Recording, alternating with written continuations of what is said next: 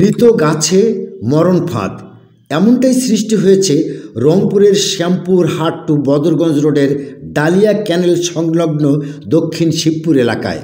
ব্যস্ততম এই পাকা রোডে মহামূল্যবান আকাশমণি নামের প্রায় ২০-২৫টি গাছ শুকিয়ে গিয়ে ২ বছর থেকে রাস্তার দুপাশে দাঁড়িয়ে আছে। ইতিমধ্যে কয়েকটি গাছ ভেঙে রাস্তার দুপাশে পড়েও গেছে। এই গাছগুলো যে কোনো মুহূর্তে রাস্তায় চলমান যানবাহনের উপর আঁচড়ে পড়ে জানমালের ব্যাপক ক্ষতি হতে পারে। এ ব্যাপারে পথচারীরা বলেন, এটা দক্ষিণ শিবপুর ইউনিয়নের মাধ্যমে মরা গাছগুলো নিয়ে যায়, পড়ে ভাঙি ভঙ্গি পাঁচের গাছ পড়ে।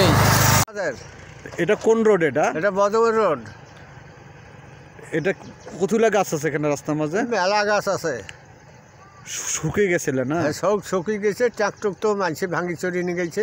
বেশি সময় লাগবেন না, গাছ ভাঙি যে কোনো দুর্ঘটনা হবার পারে, সময় যায় ব্যবস্থাপনা করবে।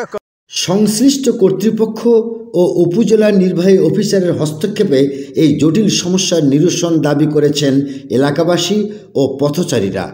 SA Prince, news desk, ZS television.